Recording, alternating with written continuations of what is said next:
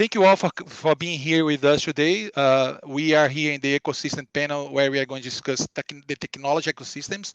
I'm Claudio Garcia. I'm president of the Outthinker Strategy Network, and I have the pleasure to be here with Chris Huff, the chief strategy officer of Kofax, Tushar Amin, the leader, business model innovation leader of Kyndryl, a recent spin-off from IBM, and Patricia Miron, that is the general manager of small and medium tier segment at Microsoft. So I will start this panel quickly. I mean, we are seeing like a revolution the last 20 years. What is to be a company? You know, so one good example of that is we see that today the six out of 7 most valuable companies in the world are playing through ecosystems, meaning technology. So it's a big change. How is that affecting the whole competition within organizations in different segments, in different contexts? So I will start here with Patricia. Patricia is in one of these companies, one of these large companies, you know, that is somehow in one of these ecosystems. So Patricia, I would like to hear you. What is changing now, and which are the new rules that we are seeing happening in the market right now? So thank you, Claudio. Microsoft has a very large book of business, right? You can think about our gaming business. You can think about our ad and search business. You can think about our 3 cloud business in the commercial space. And in all cases, ecosystem plays a key role. And one of the challenges is that it's an ecosystem that we compete for. Depending on the market, we're competing with our competition to gain the hearts and minds of that ecosystem.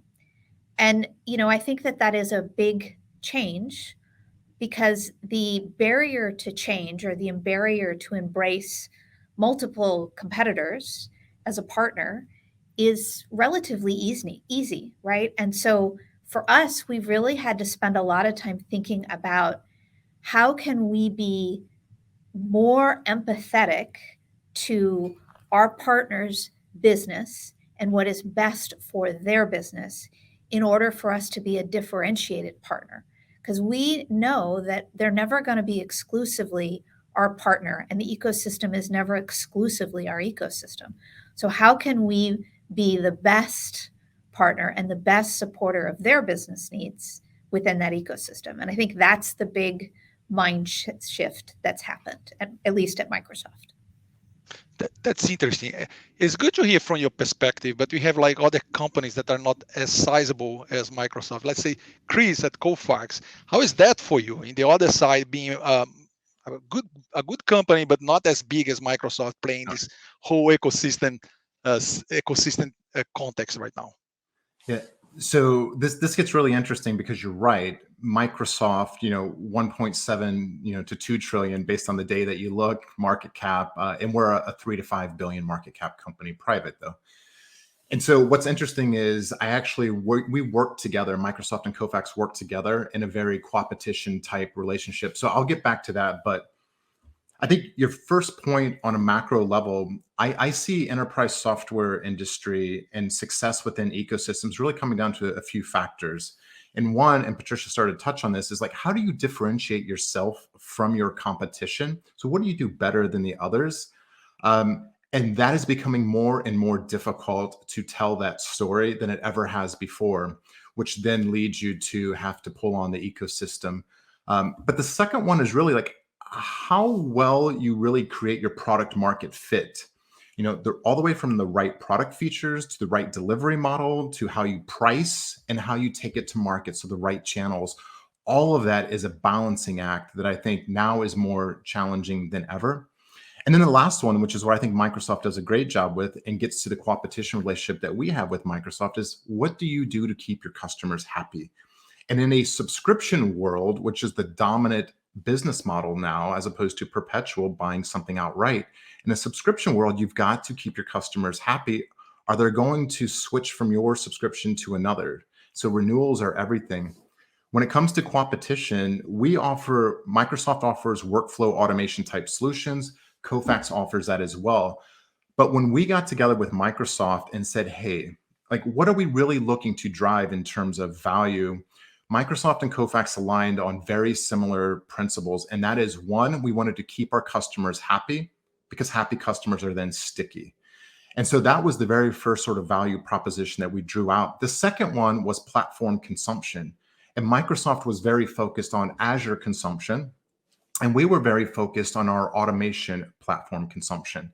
And so when we took our automation platform along with the Azure cloud platform, that made good sense because we had certain depth that maybe Microsoft didn't have. And that's what ended up making the customers happy. And so the competition relationship really gets down to how do you make the customers happy? And that value proposition, 9 times out of 10, will win out.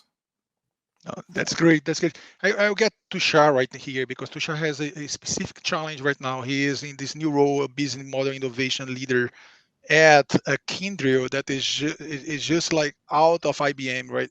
So there's a big challenge here. I mean, there's this continuous like product market fit process, and that affects business model. How are you seeing this whole context through your challenge right now, Tushar?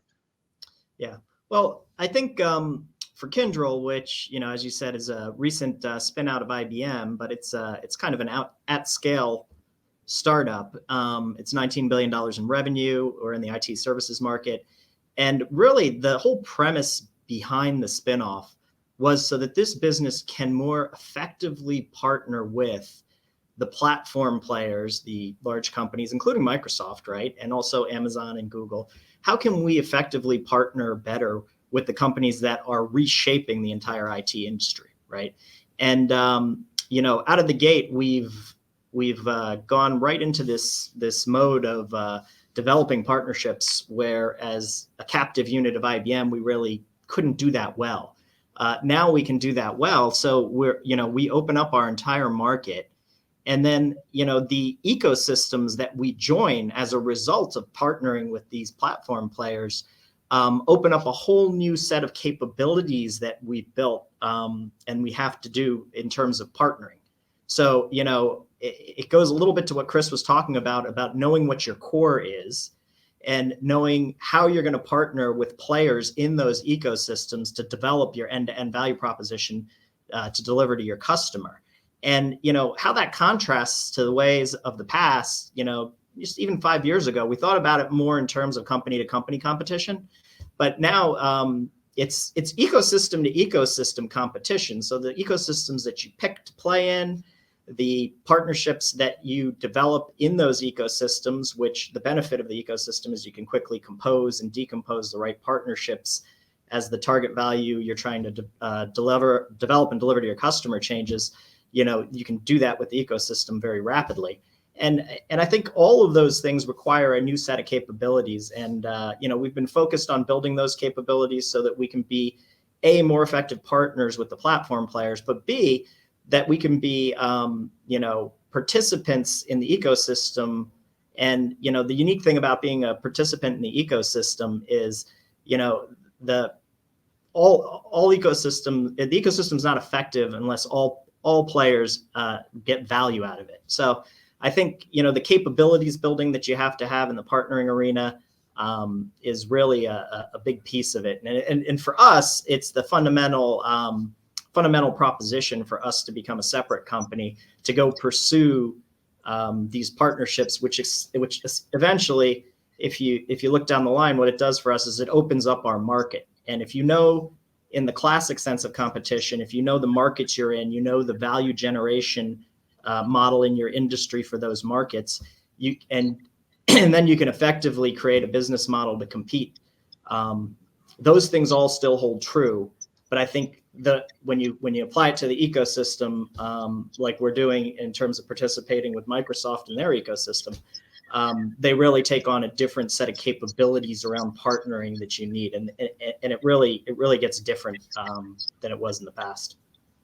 Yeah, you comment something that I want to explore first with you and Chris. I will start with Chris. That is how to pick the ecosystem to participate. And I will come back at the end to Patricia because she is kind of an orchestrator. She's in one of the orchestrators of a big ecosystem. I want to hear her opinion. So Chris, how do you pick the ecosystem?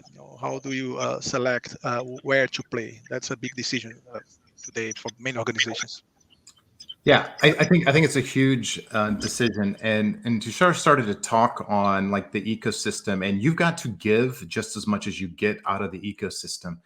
And so my challenge, as a smaller compared to Patricia's and Tushar's business, is to how do I play with the big guys, but also keep myself at the center of my ecosystem. So what's the unique value differentiator that I bring to the ecosystem that keeps the Microsofts, that keeps the Amazons and the Googles leaning into our relationship? And that's a challenge on a daily basis because of this accelerated rate of change. So I think the way that I sort of decide which ecosystems to align with is that we typically start with the problem that we're trying to solve for. And from that, we start to craft a very clear value creation statement, which is to say, like, now we have an approach that allows us to start with the end in mind, or the why, and then we back into who, what, where, how, like all of the go to market and what it is you need to do with your product to create that value that's needed to win. But I mean, if we think about it, like in an era of increasing sort of data, I have my teams when we're considering new ecosystem alliances to create a very quantifiable business case to justify any recommendations and decisions that we make, because when we make one, we go all in. And if you just do surface level press releases, that's not an ecosystem that you're going to get any value from, and you're going to end up spinning your tires there. But I would say, throughout my career, I've noticed a couple things as it relates to sort of picking an ecosystem and winning. And first is that the companies that we've had the most success with, and therefore realize success on our end, is that I work with leaders that are good at reading tea leaves. So they're able to see the future, they're able to translate that future into company action, and they have the willingness to take decisive action. So they appropriately weigh risk reward, they understand opportunity cost, and they move faster than their peers. And those are the relationships that we essentially win with. And I would say the second thing is that for ecosystems to work, the relationships of the people in those ecosystems need to be just as strong as the technology and product market fit, which is to say having mutually exclusive and sponsorship at the executive level from your company and the company that you're doing business with. I think that's absolutely critical. Because execution level activities, relationships, they all take the cue from the executive sponsorship. So if that is absent from the alliance within any ecosystem that you're a part of, then the market relationship is likely to be nothing more than vaporware. Tushar, what's your take on this? Yeah, no, I think Chris's last point is absolutely right. When we determined, hey, we need to have a different type of partnering capability, we created a very senior organization in the company to go after this and create those capabilities. And the capabilities are very different that you need inside of an ecosystem. Let me give an example. Startup technologies. For example, Microsoft's ecosystem has a bunch of startup players, right, in them, and it's a way for those players to really get traction and scale and exposure. When we engage with the ecosystem around the startup players, we had to develop a capability to actually industrialize and help in a commercial way many of these startups. Whereas, as part of a unit in IBM, our startup engagement may have been more slanted towards the M&A side of things. Here, it's slanted much more towards commercial and commercial enablement. A lot of these small startups don't have commercial abilities to engage with enterprise IT organizations, ability to put themselves in the larger value proposition of the customer, right? So, our ability to actually partner and engage with them had to be driven at a very senior level. So that's one thing. And, the second thing I'll go back to, though, in terms of picking the ecosystem, I don't think we really pick the ecosystem. I think at least in the way that we've done it as we've come out of IBM is, we had a clear understanding of the market, we had a clear understanding of the core value that we deliver, and we picked the platforms that we're going to partner with. And by picking the platforms we're going to partner with, we naturally joined their ecosystem. But another thing, a funny thing about joining those ecosystems is if you don't have everything you need in the ecosystem to deliver the value you want to your customer, so your ultimate value proposition to your customer, then you take on a role in the ecosystem of actually expanding that ecosystem, right? It's incumbent on you as a participant of the ecosystem to expand it with the partnerships that you might bring along, et cetera. So I think, and that all goes back to, again, the partnering capability. I don't want to over stress that, but it is a very important point. So I don't think we really picked the ecosystems. We picked the platforms and we joined the ecosystems. And then B, it takes a much different capability to be able to operate in those ecosystems with all the players to the left and the right of you. Yeah. So coming to Patricia right now, that is, I mean, I can tell a little bit about, help you a little bit, but I see Microsoft as they always depend and focus on partner with the client. That's my perception, because they need the client like thriving and getting more license, and they grow together, something like this. But now we have like big players as well, like playing with you. So they are not only clients or companies. It's different. I would like to hear you in this position of being one of the top orchestrators of a big ecosystem that you are. Yeah, and I love your choice of words of orchestrator, because I think that's really what our role is orchestrator. And so, we have a organization that's dedicated to to focusing on partners and all of our different business. I'm going to focus in on the commercial cloud business just because I think it's really relevant to this conversation. And so, first of all, we spend a lot of time thinking about what are the different groups of ecosystem players that we need to engage with. And we look at it at a lot of different layers, right? So we look at it in terms of categories of business, right? There are, we think about what we call ISVs, which are partners who are writing unique IP, right? That they're distributing that happens to be leveraging our platforms or connected to our platforms. We think about customers that help deploy and drive consumption, right? So we have different categories of partners that are, in different groups of ecosystems that we're trying to get to connect together and engage with. The second thing is we spend a lot of time really trying to understand all of those players, and we do it at sort of two altitudes. There's a global altitude, and then there is a sort of geographical and even in some cases regional altitude. We obviously, there are players that are working at a worldwide level, and we engage with them at a worldwide level and have conversations with them about, what is their product, what is the unique IP, and really trying to understand. Then there's regional players where we're trying, in addition to understanding what's their unique value proposition, we're also trying to understand where do they play? Are they exclusively focused in Brazil, or are they exclusively focused in Israel?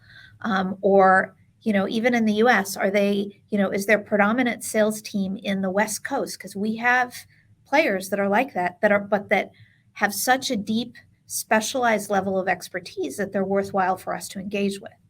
So we spend a lot of time really trying to understand that and then distribute that across a sales organization that is extraordinarily large. There are more than 7,000 sellers in the US organization alone, and trying to get all of those sellers to understand who are their core ecosystem players and what exactly is their unique value proposition.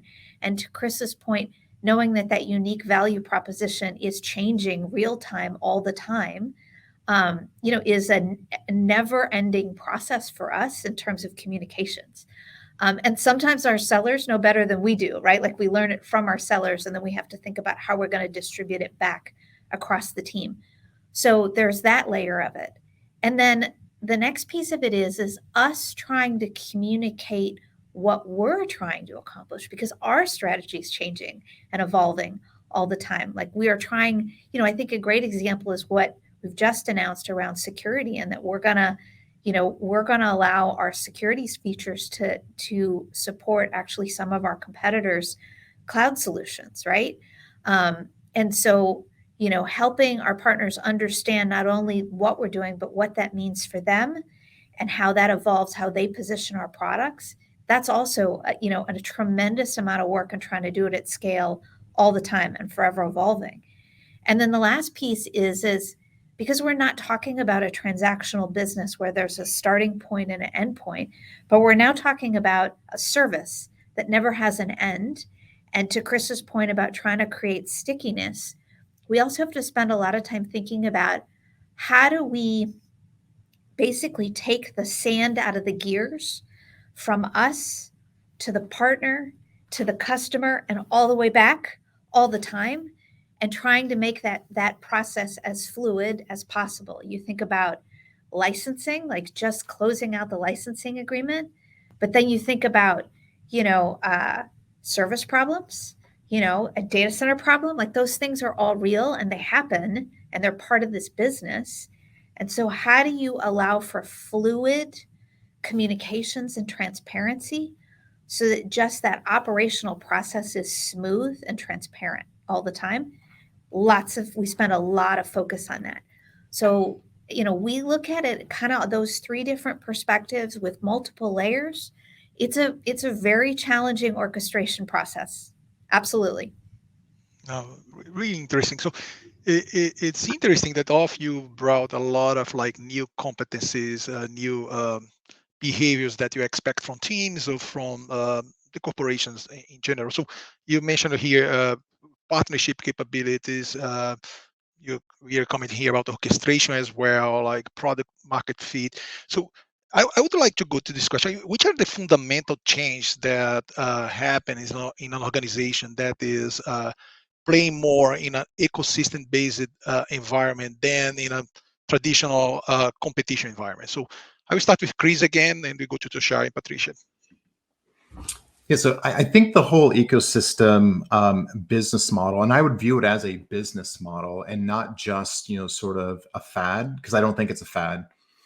I think, if you look at some of the most recent analyst reports from McKinsey that sizes they call it the integrated network economy, but it represents a global revenue pool of about $60 trillion is what they size it at by 25. It's right around the corner.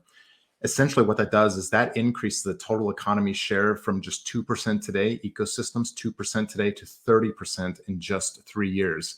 And so this is a massive macro trend that's, if you use it appropriately, becomes a tailwind to your business. So if you effectively and strategically use ecosystem to create enterprise value, that seems to be the companies that are winning out. But I know I use, at least two macro trends to strongly influence how I sort of set vision and design strategy for our ecosystem business model. And the first is that I find myself taking a first principles approach to solving these really complex and ever evolving, as Patricia said, ever evolving situations with the ecosystem players and the demands of our customers. And so first principles, as we all know, is just breaking down complex concepts into fundamental issues or root cause, which is simply by asking why, right? Like our little kids that were like, stop asking why. Well, that's what I encourage my leaders to do, is continue asking why, because you eventually get down to like why the organization exists. And at the end of the day, it's to create value for shareholders.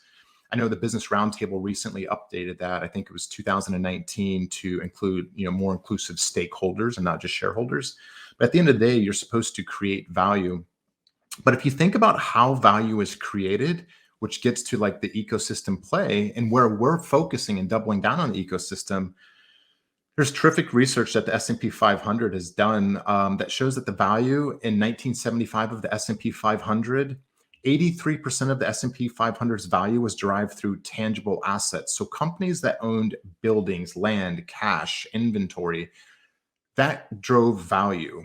But if you fast forward to 2020, it's the inverse. 90% of the S&P 500's value now is through intangible assets, which is customer data, software being applied to customer data to create personalized products and services. That's where value is being created right now. So our ecosystem approach is to focus on intangible value creation. And that then leads you to the right ecosystem partners that you should be focused on. And so we're less focused on the brick and mortar oriented, ecosystem players. We're more focused on those digital transformation companies. And so that's how we sort of see that organizations are changing today, and how the management practices that I know that I'm deploying and that I see being deployed around me are being shaped. And it's through this sort of integrated network economy that we find ourselves in, that we are articulating in this discussion through an ecosystem business model. No, that's good. Would love to hear you, Tushar. And one point is that I agree with you, Chris. I mean, when you see valuation and value of companies is moving quickly to intangible, but there is still a huge economy of tangible assets there that are being integrated to the ecosystems in general. And I think, Tushar, you're closer to them because you provide service to a lot of these companies. Well, I want to hear more from your perspective on the capabilities that you need to build within an organization to compete in ecosystems, but also how do you help your clients, your partners to come together with you? Yeah. So look, I think there's two levels of that. First is kind of what I talked about earlier in terms of partnership capability. It's a very, I use the word partnership because I don't have a better word for it, but it's a very different set of capabilities you need to be able to, do the things like Patricia said, act as an orchestrator, right? But there's that. Then there's a very large piece, especially for my company, because of we're about 90,000 people strong, we're IT services. It's the investment in the skills and talent in that ecosystem. Because if you're going to be an effective player in the ecosystem, you need a different way to think about your investments in human capital. And I'll take an example of what we're doing with our partnership with Microsoft and participation in their ecosystem. Our CEO recently talked about how, we've put into place new sorts of training and upskilling models. And we're going from about 1,000 certifications on Microsoft to tens of thousands. So it's a very different type of investment vehicle you need. Some of it's your investment. Some of it is the investment of your partners. But ultimately, you need to create the skills, not only for the platform you're partnering with, but for the technologies in that ecosystem, right?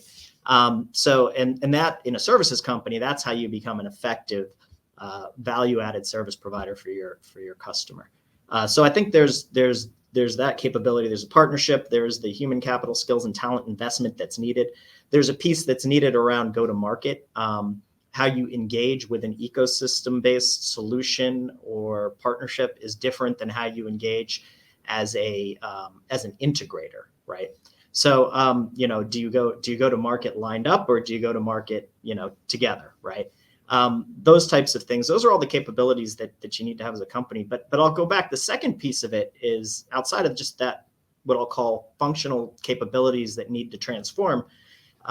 There's this notion that Chris brought up about new business models, and I think there was I may be citing this slightly incorrectly, but I think it was a McKinsey study that said, hey, look, 5 years from now, most companies expect 50% of their revenues to come from new business models.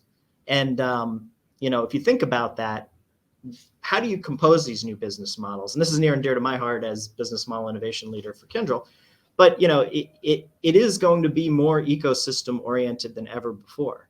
And, the capability to compose new business models, which I'm working on right now for the company, is very critical, because you got to be able to compose them not only within an ecosystem, but across ecosystems. You need to be able to create constellations of capability that you can draw upon from your strengths, and your strengths arguably being participating in some of the key ecosystems that are driving the market. You need to be able to take those strengths and construct new business models at the end of the day. And that's a capability that I think a lot of companies are starting to, or have in place, or are running with, because I think, it's high up on the CEO agenda to create new businesses, new revenue streams, and things like that. So I think those are kind of the two areas. One really focused on, the capabilities that need to transform, And then the second is the actual capability to create new business models. And how do you leverage your current ecosystems, and how do you think of almost these constellations or ecosystems of ecosystems to create your new business models? No, thank you, Tushar. That's really interesting. And Patricia, Microsoft, I mean, the last 5 years passed through a major transformation. New president. I mean, I would like to hear you as well. I mean, how this transformation was in the direction of being more effective through partnerships, through ecosystems. I want to get a little bit of like the experience you had so far in this transformation, in this direction of the ecosystems, of course. Yeah. So, yeah, you're correct. We've been through a major transformation, and a big piece of that was really how we worked with our ecosystem, right? And to Tushar's point, I mean, we think about the people in the ecosystems that we choose to invest in, and how do we help them, right? Like, we are literally thinking about, we're offering them ways to get skilled up and understand, and constantly be skilled on our products, right? So that it can help them either deploy or build out new solutions. To Tushar's point, I mean, we make a significant investment in that space. We even think about, how do we help our ecosystems find the talent that they need, right? In the past, we were always worried about our ability to find talent. Now we're worried about our talent and our ecosystem's talent, and the ability to find that, for everyone to be able to find that talent, because we need that to happen. It's something, particularly in our business application business. So Dynamics 365, it's a place that we are constantly looking at, how do we have more talent in the market? As an example, we think about, how do we enable our ecosystem players, in some cases, to build out their own IP, right? We are, we're really leaning in heavily with a lot of startups now. And, that is a really different sales model for us, because it is about them helping them build out their new model, their new business model, their new intellectual property, and how do we support them in doing it. And they are challenging us on our traditional sales model and what we bring to support them, not just in constructing the deal, but then deploying the deal. And so that's another big place where we've had we've really had to go back and think again about how we, support these companies that are both, they're first a customer, and then they become part of an ecosystem, right? So that's been a real evolution for us. And then the last thing I would say is, while we have dedicated sales teams for our biggest customers and our mid-tier market, we also have dedicated sales teams, but we have really evolved their thinking to encompass the ecosystem. Like, they know who are the sellers in their, in the key partners that they engage with in their research, and they know who those sellers are. They talk to them every day. We're trying to find ways to make that daily conversation that needs to happen when they're engaged in an opportunity as fluid as possible. And that was a big evolution, because in the past it was sort of like, well, Microsoft would create the opportunity, they get it so far, and then they would hand it off to the ecosystem. And that is no longer the case in terms of how we worked. So, it really comes down to, we changed our sales model, and we changed the mindset of how our sellers sell. We think about the people in our ecosystem and how they're skilling and whether they're able to find the right talent. And we've really learned that we have to work like almost engineering to engineering in many cases with our ecosystem to really get to a robust, differentiated product, especially when it comes to new business models. And we are learning how to do that as we speak. Okay, no, great. So we are going to the end of the session right now. And my question is, we have many companies interested right now in understand better ecosystems, to join ecosystems and a bit more successful. So what would you recommend as a first step, as a foundational step for companies that are not playing, or at least like intentionally playing ecosystems yet? So that would be my question. So we start with Chris, Tushar, and Patricia. Yep. Yeah, I would strongly recommend that anybody that's starting out and is staring down the barrel of this ecosystem business model, I think they do need to account for a few fundamental elements. The first is value creation. You must have board alignment on value creation, first and foremost. Doesn't matter what you do, if it doesn't align with the board's view on value creation, then it's going to be an uphill battle. So I think aligning with the board on value creation should be your true north. Second, I think, is culture. Your company culture needs to be promoted in a way that discourages operating on an island in favor of operating as part of an ecosystem. That is very important because, again, there's just been this tidal wave over the last 5 years of ecosystem business model, and that's new for a lot of senior CEOs. And so to get them completely on board with it may take some time because the CEO does set the tone from the top on culture. The third, I would say, so this is starting at 30,000 foot and coming down, is strategy. You have to have a clear ecosystem strategy. You can't just say the word ecosystem. So you have to have a plan to achieve ecosystem, I would call it connectedness, both in your product, what it is you take to market, and in your go-to-market, how you take your product to market. And it needs to be effectively communicated in a very simple manner across the organization, so that way other functions can see how they play and support the strategy. And the last thing that it always comes down to is execution. So have a strong strategic alliances, ecosystem leader, team, whatever you want to call it, but this group is going to be responsible for operationalizing the ecosystem strategy. It's accountability 101. And so I would say if you focus on value creation, culture, strategy, and execution, that should lay a good foundation. Thank you, Chris. Tushar, what else in your opinion? I think that was what Chris said was kind of spot on. I think it does start with having those having the strategic clarity defined in the front, knowing your markets, knowing what's your core, what are you going to do, what are you not going to do. That'll help figure out, what's your role in the ecosystem. Also, I think what might be important in going about doing that is understanding what platforms have convening power in your industry, right? And that'll help you understand, what ecosystems you'll join, right? And I think, when you have those two things figured out, then what Chris said is absolutely right. You have to have a capability internally to be able to go execute against that. And that goes from everything from having the right strategy to having a partnering capability, if that's the important thing. And also, making sure that it's at a senior enough level in the company where it's a top 3 priority, right?